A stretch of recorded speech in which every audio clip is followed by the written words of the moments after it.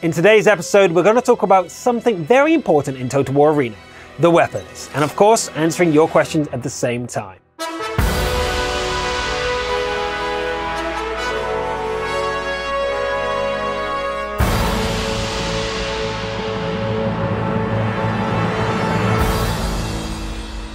So, the first question is, what weapons are there?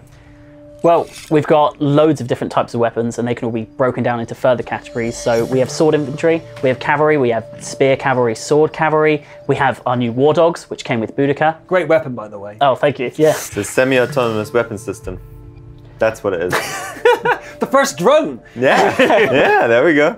And then obviously for ranged, we also have the slingers, the archers and the javelin men. So they all fill different roles, but they're kind of our main ones for now. But whenever we add new factions, sometimes new commanders, they come along with new weapon types. Yeah. The weapon type really is the primary defining factor of what a unit is and how it plays. So swordsmen, they all have a lot in common, even though Roman swords are a little bit different from barbarian swords, but it's still a sword unit, right? So that's kind of what drives how you would play that unit primarily. Or spears, they have a play style and so on. So the follow-up question, I guess then, you got a swords unit, okay?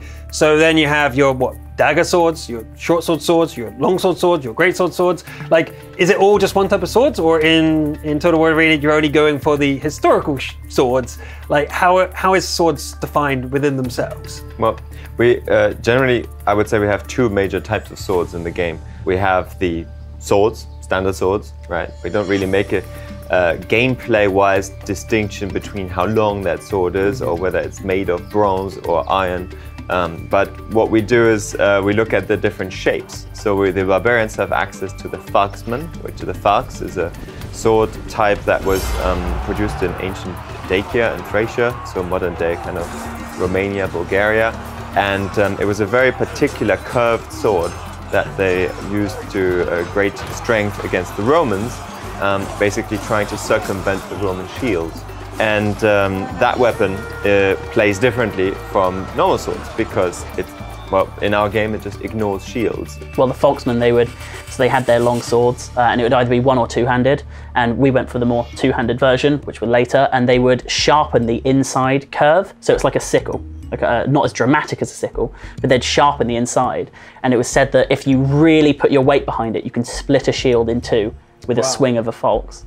And is that in the game?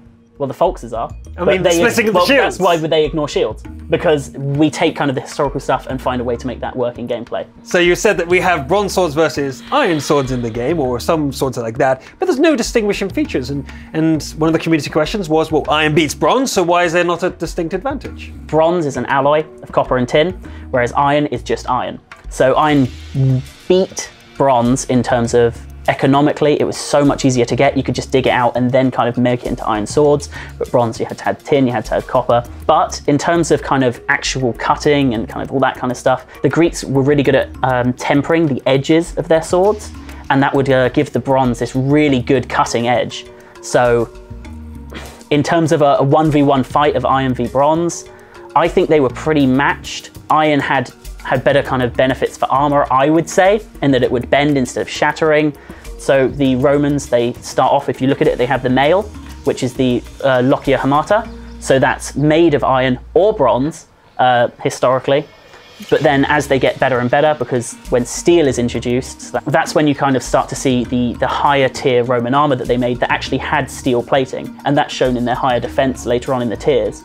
But as it starts, I don't think it's fair to say that iron beats bronze. Bronze definitely had its place in the ancient world. It was difficult to get a hold of, but that doesn't mean it was redundant. And also, I think it is fair to argue that a good warrior with a bronze sword is still going to kill you, even though you might have an iron sword and you don't know how to use it. Talking about the weapons, like bronze versus iron, there's another weapon that comes to mind that has a similar sort of comparison. Slings, for example. You would, well, forgive someone to think that, well, why would you use a sling if you could use a bow? So that's a really interesting one, actually. So in terms of the game, slings have a longer range than bows, but they have a kind of slower rate of fire, and they also do less armor-piercing damage because, well, they're little bullets, you know. And the bows, obviously, they can fire more rapidly. And the bows are better at hitting armor, but they're still not as good as the javelins, which are very short range, but they're excellent in armor penetration. So if you want to kill a heavily armored unit, use javelins. And javelins, like Pila thrown by the Romans, so they would have incredible stopping power, and as you were saying, but actually their main use would have been they'd throw them into the shields to make them unwieldy. So then they'd have to put their shields down or stop using them because suddenly you've got two massive rods sticking out of it and you can't hold it up anymore. So Pila and javelins, yes, they were incredibly powerful, but Pila in particular, the Romans would throw them before the charge to make their enemies drop their shields. And there's an interesting thing as well about slings and arrows. In fact, I saw a very interesting TED talk on this, that when we look at the story of David and Goliath, yeah, Goliath is always in people's imaginations the guy with the advantage. No, really, it's a story between outdated technology and more modern technology, because the sling at the time was, so to say, the high-tech weapon.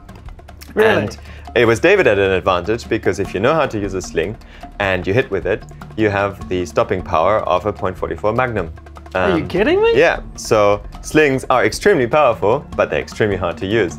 And that's simply why, you know, people transitioned away from them to bows, because if you want to field a large army, you need lots of people. You're not going to find lots of people who can shoot a sling reliably, but if you give them the bow, you know, you can find more people who can do that. And it's the same when you move to gunpowder, you know. So yeah, each weapon has its place. Slings are very much the underdog in ranged history, I find. A lot of people think that they're quite average, but actually the sling could accurately be thrown, the rock from a sling, sorry, the bullet could be thrown twice as far as a bow could be fired accurately. Incredible. If you play any normal, I say average computer game, they put the slings as like the worst, the most inaccurate, like, yeah. And so it's taught me poorly, clearly. Right, so we wanted to stick to history more. Obviously, we didn't want slings to be completely overpowered, so yes, they fire more slowly and so on. But we wanted to represent truly, you know, their use and their power, because they're very powerful. Are there any differences between the different types of cavalry? How were they used? How should they really be used in combat? Well, yeah, I mean, obviously the Greek cavalry was mostly spear-based, so they would ride in with a spear and be used as shock troops. Mainly the cavalry was used to intimidate and basically kill off units that were running away, routing, because I mean, you can't really charge a cavalry into a spear wall, that doesn't work. But cavalry would go around the flanks, basically either get the spear wall to turn around so that they're then open from the other side, or once they're engaged, charge the back, get them to rout, or kill archer units that are running away. At least that's how in our game really cavalry should be used. It's not really a unit to stay engaged with. The Romans, they can survive a little bit longer because they're using swords in combat, but Greek cavalry is very much a hit and run kind of unit. And Romans still, yeah, but to lesser extent. And barbarians would use this for scouting a lot as well. So a lot of early skirmishes, before a battle would happen, you'd usually have the fight of the cavalry, when like the scouts and the skirmishers would all encounter the other scouts and skirmishers, and they'd have their own first battle. And that happened a lot with the Gauls. Vercingetorix's cavalry hit them a lot. You'd tend to find that there'd be an engagement of cavalry first, and then the men would come in. Right. And we see that because obviously our cavalry get there first, but the barbarians would be able to scout that out first and choose that engagement because they're faster, they are adapted to scouting. Now you've taught us all how to play cavalry, there's a question of some OP Greek cavalry, namely the tier 5 and 6 one. So we found that they had a really high charge bonus compared to others, which they were meant to have, their shot cavalry. But we looked at the data, we looked at player feedback, and people were saying that perhaps it was too high. So what we've done in patch 2.1 is we've lowered the charge bonus for Greek cavalry. And we're going to see how that affects it. We're going to analyze that new data, see if it needs to be lowered, see if something else was maybe the solution instead. But yes, we've changed it. We did have that question a lot, and hopefully this will put an end to it. So talking about OP, what about 4-player parties? It used to be 3, now it's 4. Maybe 4 a bit too much? We used to have fewer people in a party. Based on player feedback, we increased it to 4. There are still lots of players who say it should be 5, right? And, you know, maybe we'll go back to 3, we'll see. So, you know, we keep looking at that at all times. You might say parties can be OP. Yes, they can. But anybody who manages to collaborate can be absolutely OP. You know, I just played a game yesterday where I was playing 3 Roman infantry units, and there was another player who was playing 3 Greek archer units.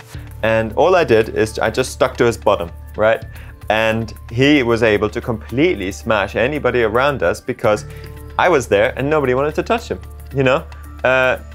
I don't know who that was. That was just some random guy. But together we absolutely rocked the game. Thank you very much, and that's it for weapons, and I'll see you on the battlefield.